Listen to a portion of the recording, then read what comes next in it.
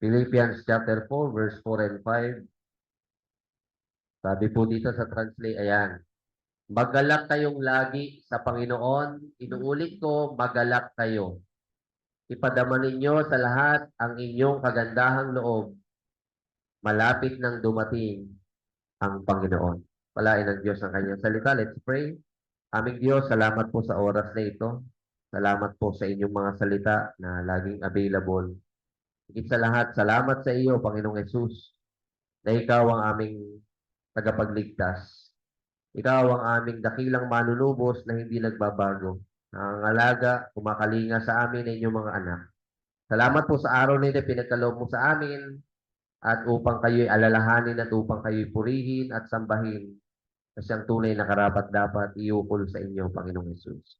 Muli, kayo po ang manguna sa aming kalagitnaan, maging sa inyong mga salita, sa mga kapatid na patungo pa lamang rito, gabayan niyo po at ingatan sila, makarating po ng safe sa lugar na ito. Sa pangalan naming Panginoong Yesus. Amen and amen. Ayan. So, mga kapatid, ito continuation last natin. Ang sabi ng salita ng Diyos ay rejoice in the Lord always. No? Not sometimes. No? Kundi ang sabi, rejoice in the Lord always. No? Kasi sa mundong ito ay may bagay na consistent lagi. No? Consistent lagi. At yun yung problema. Consistent yan, no? Hanggat may tao po sa mundo, may problema. Pagka nawala na yung tao, wala nang problema. So, ibig sabihin, nandun, nag-exist pa rin talaga yan, no? At the same time, ang kasalanan nandito hanggat nandito tayo sa lupa. Ang kasalanan nandito. No? Pinaghaharian to ng kaaway. Pero salamat sa Diyos, time will come, mawawala na to. But again, ang utos sa atin bilang mga Kristiyano, maggalak kayong lagi sa Panginoon. So, is it possible na magagalak tayo lagi? Ha? Yes. Possible, pero depende. No? Pero, kaya to inutos, I believe kaya inutos to, alam ng Panginoon, posible itong maranasan, posible itong magawa. Kaya inutos eh. Dito yung utos ng Panginoon, yung hindi naman, posibleng magawa o posibleng masunod. Rejoice in the Lord always. So kung rejoice lang, ano, magala kayo lagi. Ang hirap niyan, lalo sa mundong ito na pinagagalawan natin, pinalalagyan. No? Di ba? Lagi consistent yung problema. Tapos yung isa, mamaya meron na naman. Di ba? Pero, bakit posibleng mag-rejoice tayo ng sabi yan, always? Kasi unang-una, yung object ay wala, hindi dito. Hindi yan sinabi. Di ba? Hindi sa status mo, hindi sa iyong position, hindi sa kung anong kalagayan mo ngayon, sa environment. Hindi. Ang object ng kagalakan ay sa Panginoon. Napansin niyo ba? Rejoice in the Lord always. Magalak kayo sa Panginoon. At ito yung isang inuutos sa atin na tayo, pagamat ang tao ngayon, ang daming kumukuha ng ating atensyon. Ang daming nag-i-endorse na ito pag nasa niyo itong product na to, pag ginamit mo to, tsak, o bubuti ka. Ang dami, no? Pero alam naman natin lahat tayo, puro artificial lang din. Pero ito, sabi, rejoice in the Lord. Magalak kayo sa Panginoon.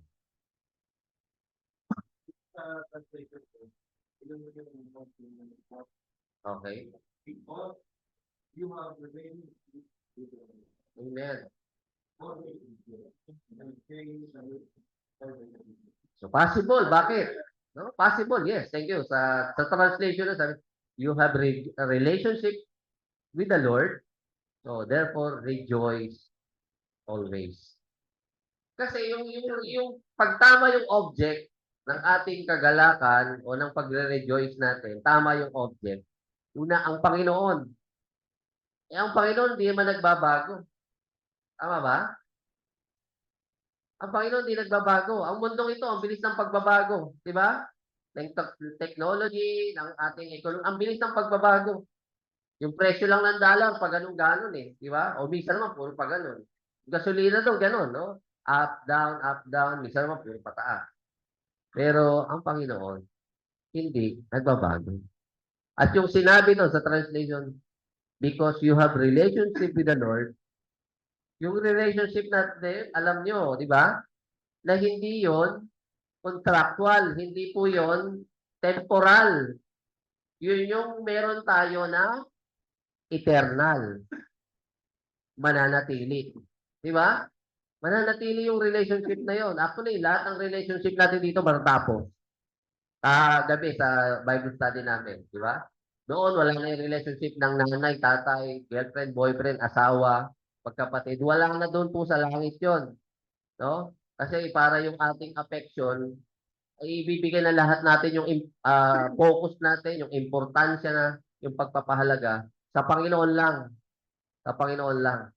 Kaya doon mawawala na yung, ang relationship na lang natin doon, magkakapatid na tayo sa Panginoon. Isa na yung ating titingalain, isa na yung ating papahalagahan, magiging laman ng isip pagdating sa langit. Yun yung mananatili.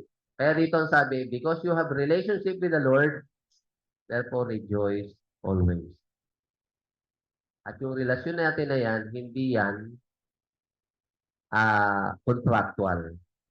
Yung relationship na meron tayo sa Panginoon, dahil kay Kristo, sa kanyang ginawa sa atin, sa pagtubos niya, wala po yung katapusan. Di ba? Wala po yung katapusan. Sometimes, minsan nagkakaroon tinatawag na pull off. Di ba sa relationship, nagkakaroon ng ganyan, pull off. Layo muna tayo. Hindi tayo magkaintindihan eh. So, pull off muna. Pero hindi naka-cut off yon. Di ba?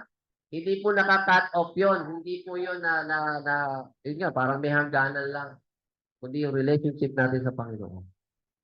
Eternal. Ang sabi ng Romans chapter 8, paki-plus nga natin kuya, Romans 8 verse 38, 39. Romans 8, 38, 39. Dito binanggit ng Apostol Pablo, at sumulat din ng Pilipos, ang lahat ng posibilidad na pwedeng mag-separate sa atin sa Diyos. Pero, ang sabi niya at the end, sabi niyan, sapagkat natitiyak kong ang kamatayan, ang buhay, ang anghel, ang mga pamunuan, ang mga bagay sa kasalukuyan, ang mga bagay sa darating, ang mga kapangyarihan, verse 39, ang kataasan, ang kalaliman, o ang alinmang nilalang ay hindi makapaghihiwalay sa atin sa pag-ibig ng Diyos, sa pag-ibig na ipinadama niya sa atin sa pamamagitan ni Kristo Jesus na ating Panginoon. Nandiyan na lahat yung possibility. Di ba? Kapangyarihan, no? Kahirapan, o kahit nga kamatayan. Actually, ang kamatayan, maglalapit nga sa atin sa Diyos. Di ba? Ang kamatayan sa isang tunay na Kristiyano, bridge na lang, tulay na lang, na mula dito, tatawid ka patungo sa pangwalang hanggang buhay. Kaya sabi diyan, nothing will separate us from the love of God through our Lord Jesus Christ. Nothing. Wala. No? Hindi ang kapwa natin, hindi ang ating estado sa buhay. Pagamat minsan nangyayari, ay, pag na-focus ka sa sarili, parang self-pity ka, Lord, unahin ko muna yung sarili ko, tsaka na muna yung para sa inyo. Pero sa katotohanan, sa perspektibo ng Diyos, hindi yan nakapaghihiwalay sa pag-ibig ng Diyos sa atin. Nothing will separate us from the love of God through our Lord Jesus Christ. Kung sino hindi magre-rejoice sa ganyan? Di ba? Na meron tayong relationship na hindi matatapos, hindi nagbabago, at hindi mawawala na meron tayo. Kaya sabi doon, rejoice in the Lord always. No? Bakit kailangan natin ng rejoice? Bakit tayo kailangan magalak? Sa tingin nyo mga kapatid? Okay, may relationship na tayo sa kanya. Kuya Mark, Ang daming nakakalungkot ng Huwag nating hayaang maano yun, makonquer yun, matakpan yun, no? Kasi sabi ko nga, kung meron mang consistent dito sa mundo, problema yun. Kasalanan, di ba? Yan yung maya. Pero bakit tayo yung utos? Dinidirect tayo ng salita ng Diyos. Rejoice in the Lord always. At dahil doon sa relationship na meron tayo sa Panginoong Jesus, ay dapat talaga kahit sabi natin Jane kanina, posible pero depende. Totoo naman yun. So it's up to you saan mo ipo-focus. Di ba? Kahit light lang yung problema mo, pero doon mo pinokus yung ano mo, talagang kahit madadown ka, mapupuno ka ng frustration, sadness, loneliness, pag doon ka pumokus sa maliit na problema, subukan mo i-focus doon sa relationship na meron ka sa Panginoon na hindi nagbabago, hindi mawawala, hindi matatapos. Tapos ina-assure ka pa ng ibang bahagi ng banal na kasulatan, nothing will separate us from the love of God. Nothing. Wala. Bagamat mayroong mga kabataan na pinipigilan mo, wag na lang makita mag-aatin ng Bible study, wag na kita makita atin ng worship service. Pinipigil ng magulang. Pero katotohanan, sabi doon, nothing will separate us from the love of God. Kahit na nga sa sarili natin, minsan tayo yung nagbibigay na ng judgment. Lord, di ako karapat dapat mahalin. Wag mo na akong... Pero hindi eh. Ang Diyos, nung minahal ka niya, yun na yun. Period. No? For God so loved the world. Unconditional yun. Di ba? Unconditional yung kanyang pag-ibig sa atin. Ang tao, usually, pag nagmahal, conditional. Di ba? I love you because. Di ba? Positive yun yung because. Mahal kita kasi, ganito ka. Lahat ng mga dahilan ay puro positibo. Pero sa Diyos, I love you in spite of. Mahal kita sa kabila ng lahat. That's why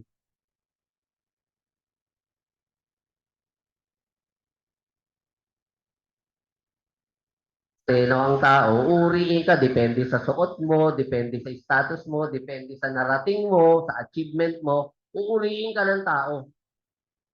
Titignan ka niya. Importante daw, okay Pero pagka, ano ba to? Tao kaya ba, depende sa itsura mo, sa daot na bit mo.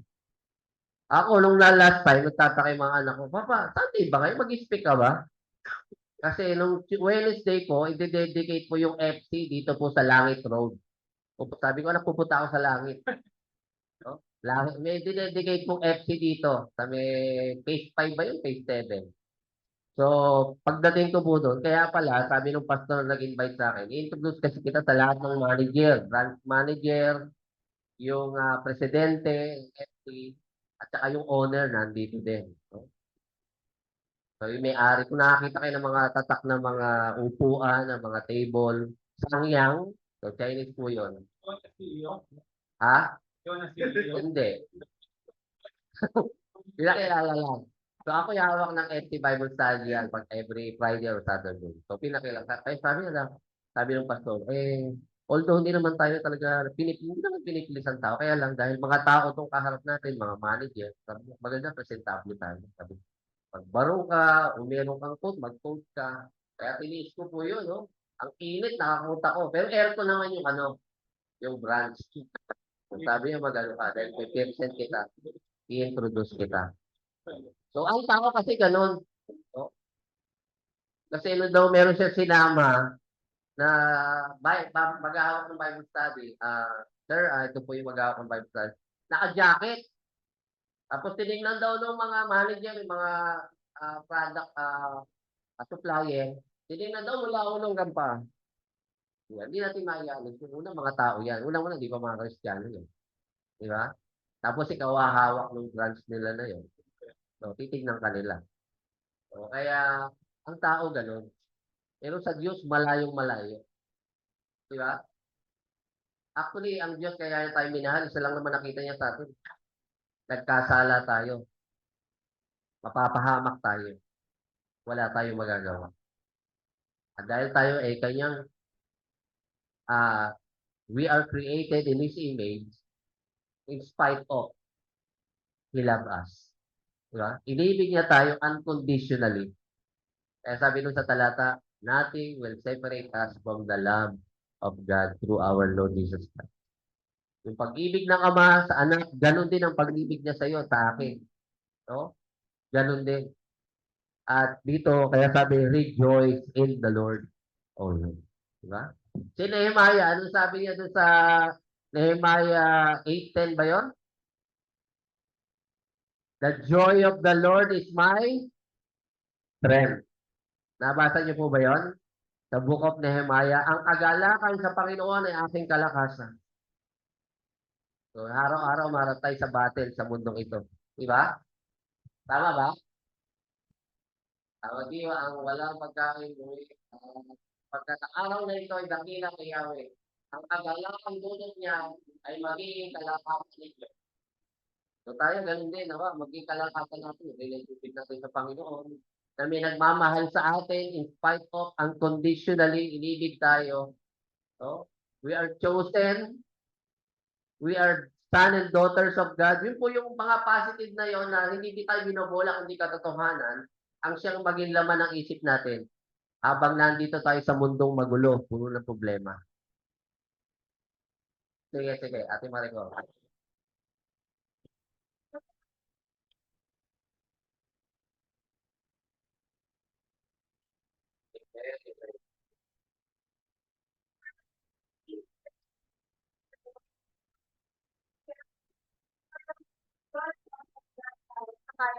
Na kaya nating lagpasan.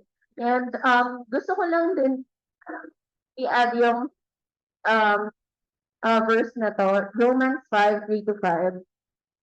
It says here, not so, but we also rejoice in our sufferings, because we know that sufferings produces perseverance. Perseverance produces character, and character produces hope. And this hope will not disappoint us, because God has poured His love into our hearts by the Holy Spirit whom He has given us. So, yes, but so even yung mga challenges na yun, it's a gift from God. Because if we don't go through these challenges, wala, hindi tayo mag-grow. And change is necessary, Kuya Jun. Because if we don't change, hindi tayo mag-grow. And ayun, so I think for every challenges, even for every challenges that we are going through, we have to rejoice in the Lord because it's a gift from God. We're not, ayun, it's a gift from God. Ate Marico, no? In spite ng mga challenges at suffering, no? Kay kasalanan, mali man ang pag-desisyon mo, iba man o ikaw, pero sabi doon, rejoice always in the Lord. Dahil yun din yung magiging lakas natin eh. No? Na yung relationship na meron tayo, yung assurance na meron tayo, kung paano tayo tinitignan, tinatanggap ng Panginoon, doon tayo mag-rejoice. So itong mga sufferings na ito, itong mga challenges na ito, masasapawan na siya. Huwag nating baliktarin. Masapawan tayo ng problema, natabunan ng anak pala ako ng Diyos. No? I am forgiven. Huwag nating baliktarin. Kundi mga problemang ito ang siyang tumabon. No? Apawan tayo ng katotohanan na tayo inibig ng Diyos in spite of. At dahil doon, no? Yung product nga daw ay kagalangan. At yung sufferings na inaalaw ng Diyos, magpuproduce ng karakter. Yun. Kasi hindi naman natapos yung Ephesians 2:8 and 9 eh.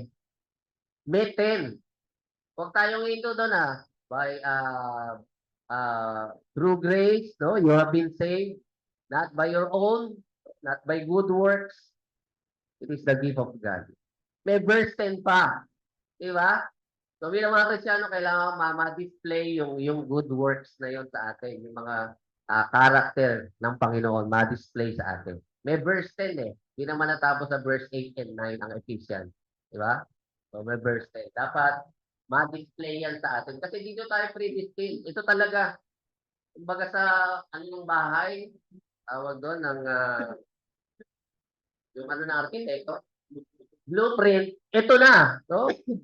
Bago ka pa ipanganak, ito na yung blueprint na gusto ng Diyos na lakaran ang maging buhay mo dito sa lupa. Ano yun? Na tayo patuloy na gumagawa ng mabuti. Dahil ligtas na. Dahil ligtas na, dapat ma-display yun sa atin. No? So, kaya challenge po ito sa atin bilang mga tunay na Kristiyano. No? At kahapon may nakausap ako, matid siya ng isang seminar. Ang sabi daw ng isang professor, wala sa abroad o dito sa UP, Christian siya. Sabi niya, yes, napakabilis, no? Tinagurian tayong Christian nation in Asia. At talagang napakaraming churches na na-put up, na itayo. Pero kaya lang nakakalungkot na katotohanan. We are Christian nation in Asia. And yet, pagdating sa korupsyon, number 1 naman ang Pilipinas. So sabi niya, parang there's something, ha? Oo, hindi. Ang ano niya doon, asan yung impact? Nasaan yung influensya? Although meron tayo, kaya lang mas marami pa dapat. So, di ba? Basta dahil kurap ang natural na mga palit na politician, yung Kristiyanong tumayo, tinundig ng Panginoon sa Pasig, di ba? Kilala natin siya. So nakita mo talaga yung leader. Ito, Kristiyano ka dito, ito hindi. Di ba? Pero challenge sa atin, mga kapatid, saan man tayo, sa nilagay ng Panginoon, sa school, sa trabaho, display natin. We are light and salt of the world. At bilang anak ng Diyos, bilang niligtas, no matter what, rejoice in the Lord always. At makita yon, no? Makita yon ng mga taong nakapaligid sa atin na hindi pa manang palitan. At sila din ay lumuluwalhati sa ating Ama na nasa langit. Okay? Pagpalain ng Diyos ang kanyang salita sa ating mga puso, sa ating mga buhay. Thank you, mga kapatid. Sige, 10:16 na. Sabay po tayo lahat. Tayo ay magwaka sa isang palalangin. Kuya Ferdi.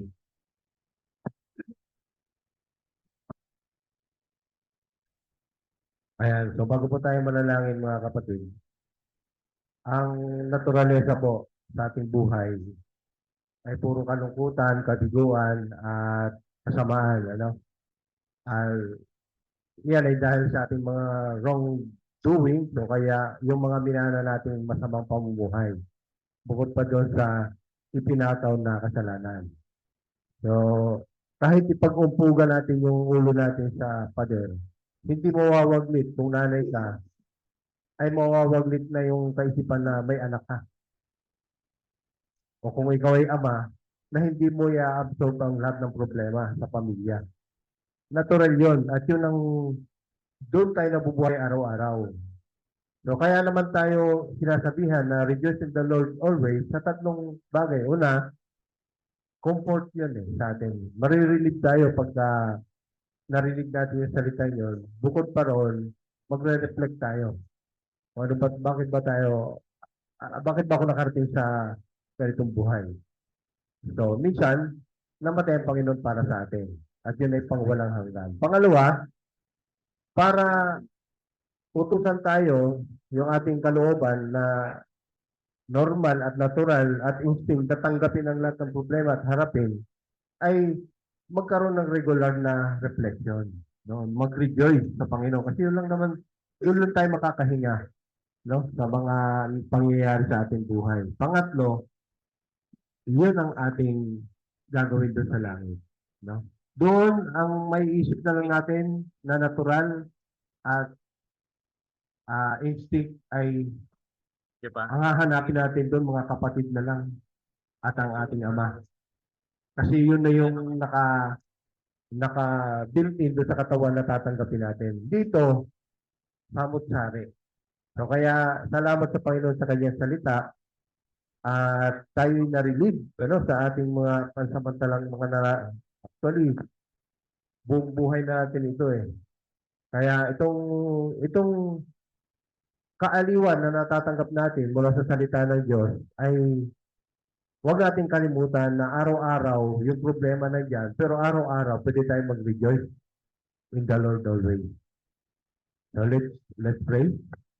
Ama namin Diyos na banal, salamat po sa inyong kapangyarihan na nakapangyayari sa lahat ng aspeto ng aming buhay at maaaring saklawan kami ayon sa inyong kahabagan at kapangyarihan at kadakilaan. Salamat po Ama sa inyong di nagmamaliw na pag-ibig at patuloy na kalinga at patuloy at maagap na pagsaklolo sa amin sa aming pang-araw-araw na kahirapan, kabiguan at kasamaan na nangyayari sa aming buhay. Salamat po Ama sapagkat ito'y binibigyan kapangyarihan sa amin ng banal na Espiritu sa palagi, kahit kami ay natutulog, ay nandiriyan ang inyong pagbabantay sa amin, sa kanyang kapangyarihan, at pagpapaunawa sa bawat isa sa amin sa pangyayari o nangyayari sa aming buhay, na kayo'y laging nariyan at handang saklolo sa anytime sa aming buhay. Kaya salamat po sa inyong mga salita, sa inyong likod na ginamit, at sa pangunawa na binasang po ninyo sa aming mga puso at isipan. Pinupuri namin kayo, Ama, at patuloy na ginadalangin na nawa ay patuloy niyo kaming ingatan hanggang sa matapos po ang gawain namin dito sa KCBS. At patuloy na samahan niyo kami at tanggapin ninyo mula sa amin ang aming taos-pusong pasasalamat, papuri at pagsamba sa tanging pangalan ng Panginoong Hesus. Amen.